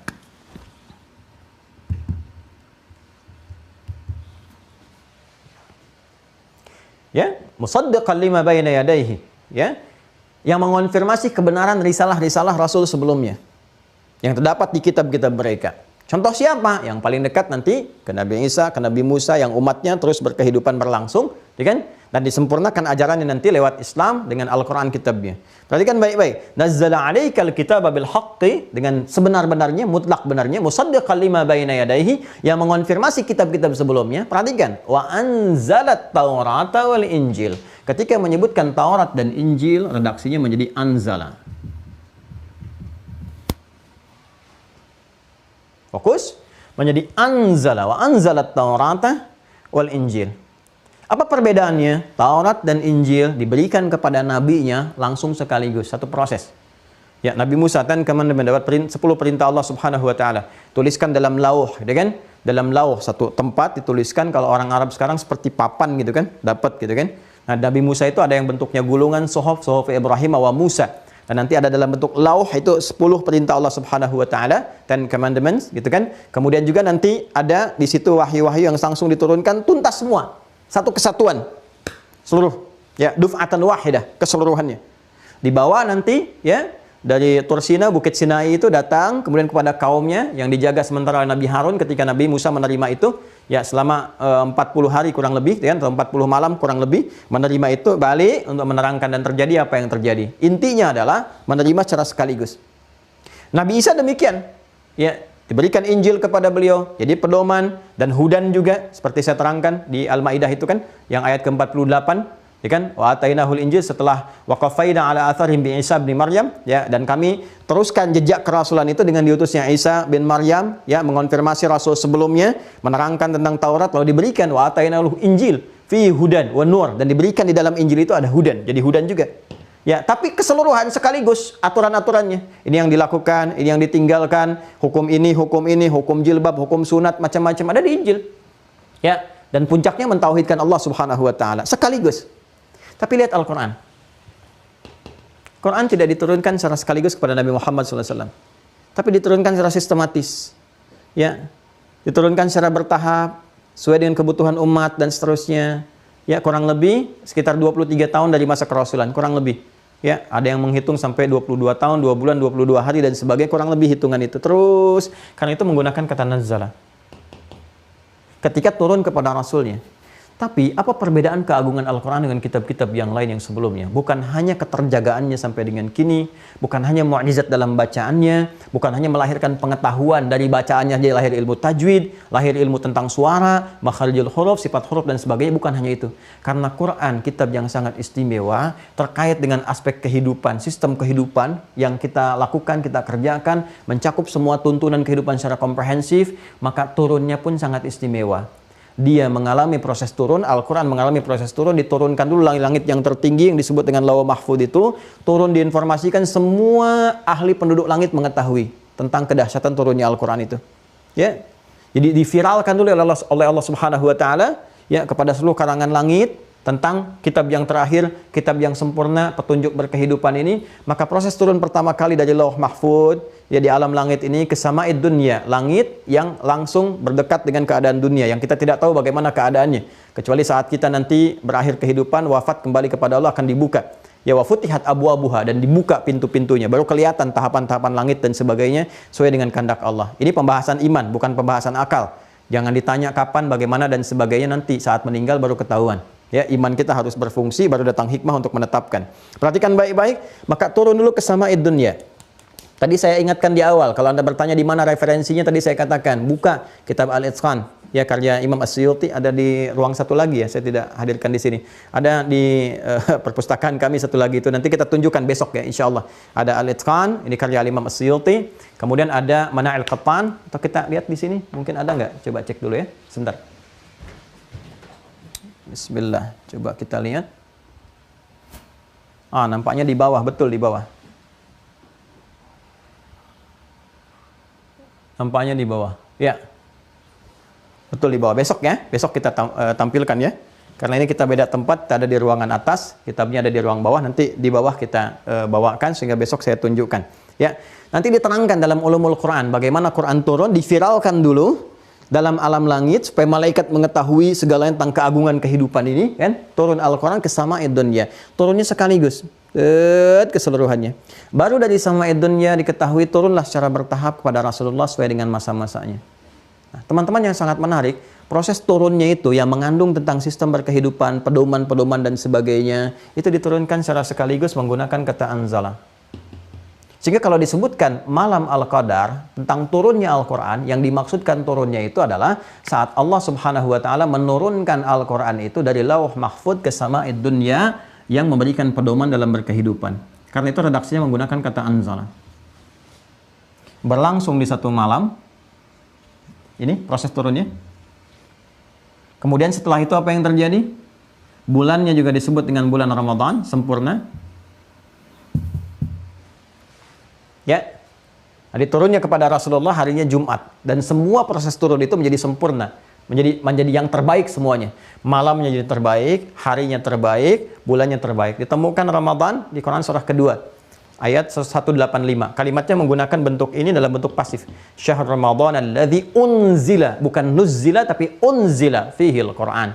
Jadi yang dimaksudkan kenapa ini jadi sempurna, jadi baik kita puasa, malam ini pun jadi tinggi nilainya. Kalau kita ibadah, kedapatan ibadah di satu malam ini, ya, dia di waktu-waktu Ramadan bersamaan dengan malam ketetapan hukum berkehidupan ini, maka nilai ibadah kita nilainya dilipat gandakan lebih daripada 1000 bulan. Lailatul Qadri khairum min alfis syahr. Ya, karena itu ada yang menghitung 1000 bulan itu gambaran dari umumnya usia manusia pada umumnya gitu kan. Dihitung sampai ketemu 82, 83 atau rentang daripada itu. Ya, antara ke 40 sampai dengan ke 60, melebihi itu sampai ke sini, yang melewati dikit itu sedikit gitu kan, dan seterusnya. Nah, ini gambarannya, teman-teman sekalian. Nah, jadi saya ingin katakan apa yang ingin saya gambarkan di sini. Yang ingin saya gambarkan bahwa semua keadaan hidup kita itu sudah ada sistem yang Allah tetapkan, yang kita sebut dengan qada dan qadar itu. Sistem berkehidupan ini dipandu oleh satu panduan disebut dengan hudan namanya. Dan panduan berkehidupan itu saking tingginya dahsyatnya sampai Allah menginformasikan kepada semua alam langit. Nih panduan berkehidupan untuk seluruh manusia, untuk berkehidupan, untuk menjalani apa yang harus dia lakukan, konsekuensinya begini, akhirnya akan begini, sebelum kehidupan ada seperti ini, ya saat berkehidupan begini, setelahnya akan begini-begini, dan di Al-Quran kita temukan semua itu. Makanya nggak heran kalau baca Quran, kita temukan segala hal informasi di masa lalu, sebelum, ya kan? Yang kita alami saat ini pun kita rasakan solutif semuanya. Kita punya masalah, ada solusinya, kembali ke Quran, dijelaskan lewat sunnah, kan? Kemudian yang akan datang pun dijelaskan. Dan konsekuensinya pun diterangkan. Nah, apa yang terkait dengan perjalanan kehidupan seorang hamba ketika mengalami sistem kehidupan ini? Keterkaitannya adalah apa yang ia alami. Saya tuliskan manusia, ke alam kita saja.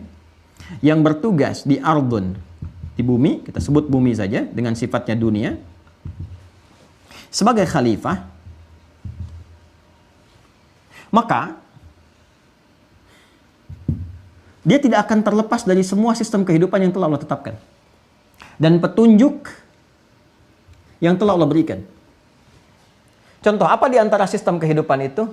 Ya, dia akan dipandu untuk bergerak mengalami kejadian-kejadian, perbuatan, sifat, sikap, dan sebagainya. Respon terhadap berbagai hal. Ya, Allah membuat sebuah sistem umum di universal ini. Ya, kalau kamu lakukan ini, terjadi seperti ini. Kalau kamu ini begini. Ya, lalu dibuat kemudian sistem yang khusus untuk orang-orang yang beriman.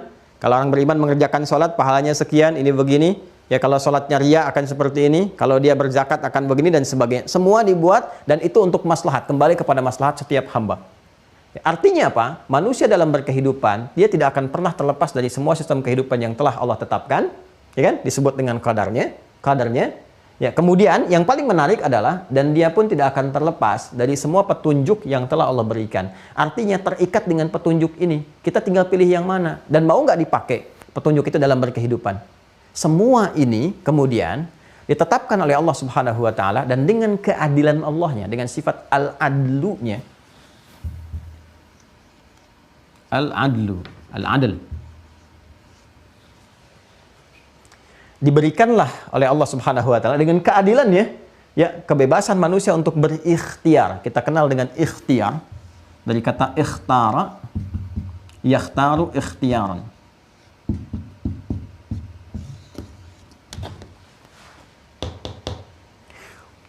untuk bisa menerapkan sistem kehidupan ini dalam kehidupan yang kita jalani, diberikan petunjuk, lalu kepada setiap manusia, setiap hamba dengan sifat keadilan Allah Subhanahu wa taala diberikan ikhtiar. Silahkan kau berkehidupan.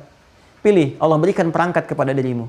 Diberikan perangkat takwa, diberikan perangkat akal dan sebagainya.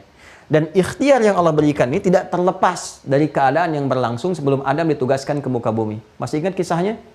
Bukankah saat Adam diberikan misi untuk mengemban risalah sebagai khalifah itu? Ya, ada iblis yang cemburu. Ya kan? Lalu iblis kemudian bersumpah untuk menunjukkan kesombongannya.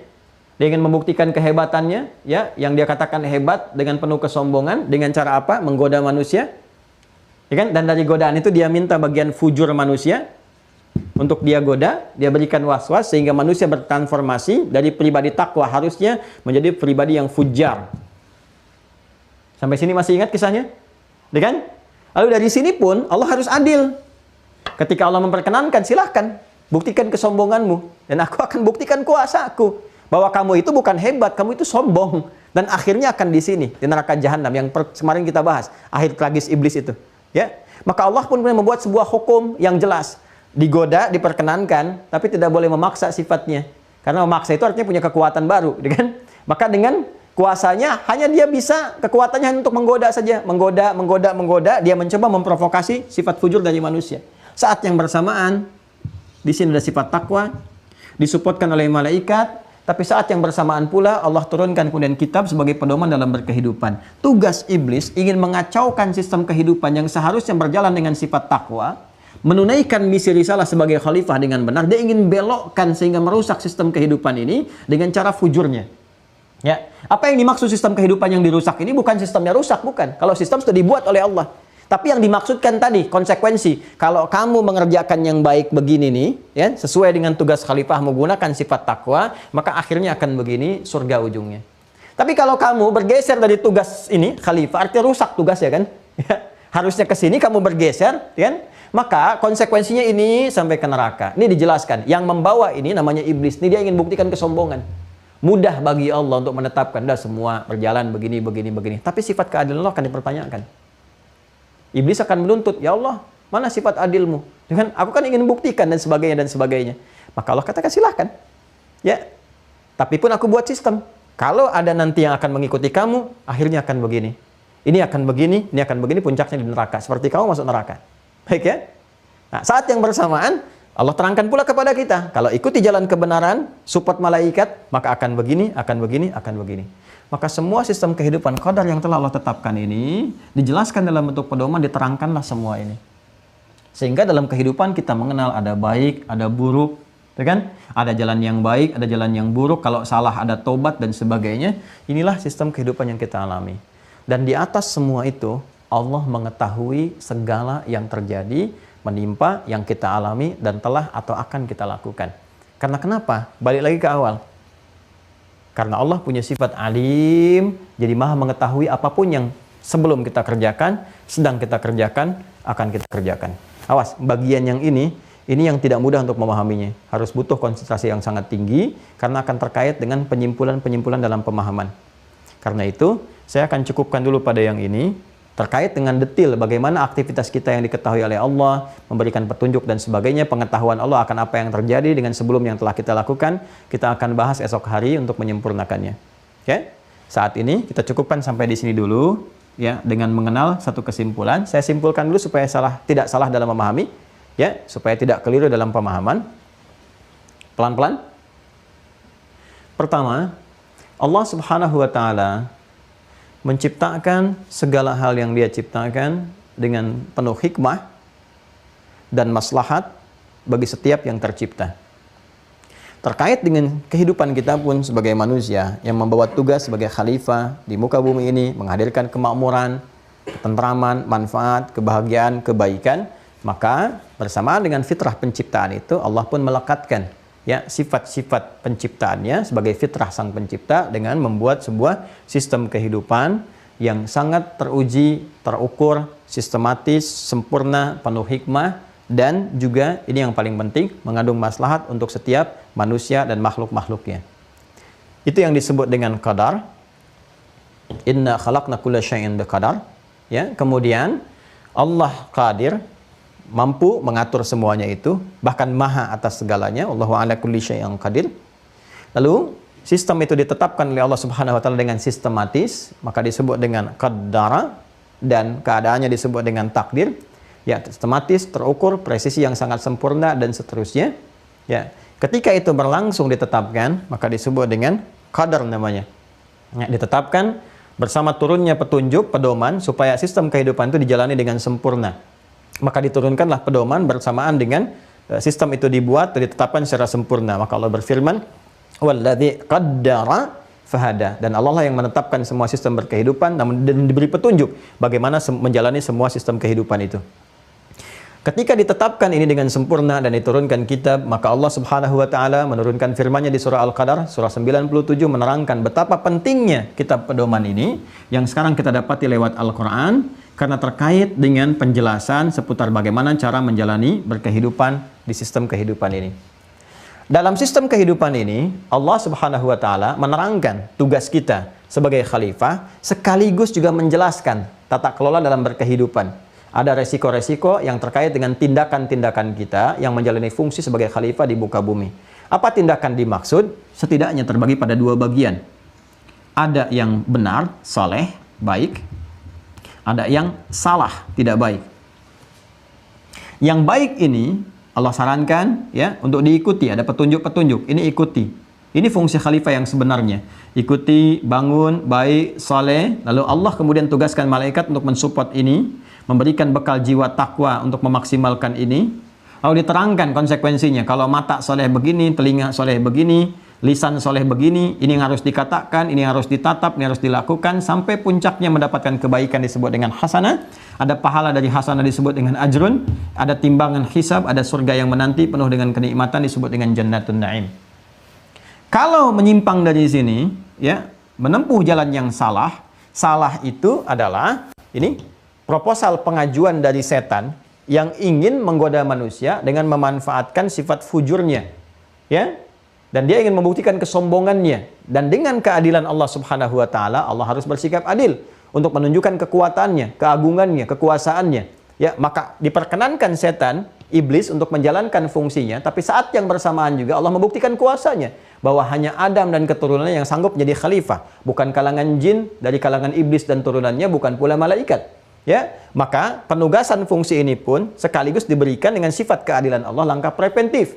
Diterangkan oleh Allah, nih, kalau Allah mau tidak perlu diterangkan, tapi karena Allah adil diterangkan kepada manusia. Ini loh, ada iblis yang fungsinya menggoda sifat fujur. Dari sini akan muncul perbuatan su. Dari su menjadi salah. Kalau salah konsekuensinya akan melahirkan dosa. Kalau dosa hisabnya berat, kitabnya di belakang punggung, wa yad'u thubura, dan muaranya adalah neraka dengan tingkatannya dari jahim sampai dengan jahannam.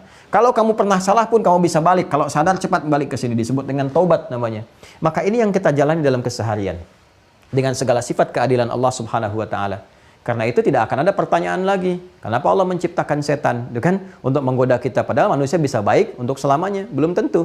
Karena dalam dirinya juga ada sifat fujur, kan? Nah, dan yang lebih penting jawabannya adalah apa itu? Untuk membuktikan keadilan Allah Subhanahu wa taala, supaya Allah bersikap adil pada semua makhluk. Malaikat diciptakan begini, jin begini, kan? Kemudian jin juga menampilkan kesombongan, dia ingin buktikan, harus ada pembuktian. Apa pembuktiannya? Jangan sampai dia mengklaim, Allah nggak kasih saya kesempatan. Ya, Allah nggak adil, Allah nggak begini. Tidak, Allah tetapkan, silahkan untuk membuktikan keseluruhannya, tapi saat yang bersamaan Allah pun adil, diberikan keterangan kepada kita. Karena itulah saking agungnya Al-Quran, karena Al-Quran menerangkan semua ini terkait dengan qadar, maka penurunannya pun diturunkan bersamaan dengan qadar ditetapkan. Dan berlakulah pada setiap detilnya qada Allah Subhanahu wa taala. Wa idza qada amran ya fa innama yaqulu lahu kun fayakun. Kalau Allah ingin menetapkan semua terjadi, maka keputusannya cukup dengan mengatakan kun fayakun. Jadi, maka terjadilah ia. Ini akhir dari pembahasan kita di hari ini. Sekarang nanti akan berkelanjutan pada aspek terkait dengan pekerjaan kitanya dalam rangka memilih apakah yang soleh atau yang salah. Dan kita bergulat dengan mengikuti support yang disampaikan malaikat, ataukah terjebak dalam provokasi setan yang telah saya terangkan sebelumnya pada simpul-simpul pengurai dari 1 sampai dengan simpul yang kelima itu. Dari sinilah kemudian pilihannya disebut dengan ikhtiar. Dari kata ikhtara, yakhtaru, manusia diberikan pilihan untuk berikhtiar demi membuktikan segala hal yang terkait dengan tugasnya. Silahkan pilih jalan yang saleh, hasilnya begini. Pilih jalan yang salah, hasilnya akan begini. Tapi saking sayangnya Allah, sekali lagi diberikan petunjuk-petunjuk untuk menempuh jalan kebaikan, tapi sifatnya juga ada ikhtiar yang mengiringi untuk manusia bisa memilih mana, ya. Dan kesadaran itulah yang menjadikan manusia lebih dewasa dan pintar untuk memilih jalan-jalan kebaikan. Karena itu teman-teman sekalian, yang mengantarkan pada pembahasan berikutnya adalah semua perjalanan manusia yang memilih tindakan ini, baik saleh ataupun salah, konsekuensinya terkait dengan pengetahuan Allah yang awal dan akhir, maka semua perjalanan ini kan akan diketahui oleh Allah. Logisnya kan begitu, ya kan? Baik sebelum dilakukan tindakan soleh ini, sedang dilakukan, Allah sangat tahu. Kalau kita akan sholat, sebelum sholat Allah sudah tahu. Sedang sholat Allah sudah tahu. Mau ngapain setelah sholat pun Allah sudah tahu. Kenapa? Karena melekat dengan fungsi sifat alimnya. Ya, Allah mengetahui dari segala yang sebelum, sedang, ataupun akan berlangsung. Nah, sifat pengetahuan Allah tentang ini terkait dengan aktivitas pilihan kita, apa hubungannya dengan pembahasan qada dan qadar? Apa hubungannya dengan pilihan-pilihan kita dalam berinisiatif, mengerjakan sesuatu, bertindak, dan sebagainya, dengan pengetahuan Allah yang telah ditetapkan itu? Nah, ini nanti yang akan terkait berkelindan dengan menyikapi segala yang kita alami. Kalau ada perasaan suka, begini menyikapinya. Kalau dapat promosi jabatan, begini menyikapinya. Kalau dapat harta bertambah, begini menyikapinya. Kalau ada musibah pun dalam pengertian duka, begini cara menyikapinya. Maka semua ini akan menjadi penting saat kita mengalami peristiwanya. Dan ini akan menjadi pedoman berkehidupan yang melahirkan ketenangan serta kesenangan kalau pembahasannya sempurna. Kapan disempurnakan? Besok insya Allah. Ya, mohon maaf ya, hari ini agak rumit kita kalau kita urutkan semua itu, tuh lihat sampai coret-coretnya juga begitu. Ya, tapi kalau Anda nanti lihat pelan-pelan, terukur, insya Allah akan diberikan hikmah. Ya, dibimbing kita untuk memahami dengan baik sehingga kita mengerti. Dan gak ada pertanyaan-pertanyaan, apalagi mohon maaf sekali lagi, apalagi kemudian pengarahan untuk menyalahkan kepada Tuhan. Ya Allah, kenapa engkau begini? Kenapa engkau ciptakan aku? Ya, kamu kemarin enak, sekarang nyalahin, kan? Sebagainya. Nah, ini yang menjadikan manusia sering mengeluh, berkeluh kesah dan sebagainya, berkeluh kesah dan seterusnya. Ya, terima kasih. Semoga Allah merahmati kita, maafkan atas segala kesalahan dan kekurangan dari apa yang saya sampaikan di hari ini dan sebelumnya. Demikian teman-teman sekalian, semoga Allah rahmati. Allahumma taqabbal minna innaka antas sami'ul alim wa tub 'alaina innaka antat tawwabur rahim. Rabbana atina fid dunya hasanah wa fil akhirati hasanah wa qina adzabannar. Sallallahu ala sayyidina Muhammad wa ala alihi wa sahbihi ajma'in. Wa akhiru da'wana alhamdulillahi rabbil alamin. Subhanakallahumma bihamdika asyhadu an la ilaha illa anta astaghfiruka wa atubu ilaik. Assalamualaikum warahmatullahi wabarakatuh.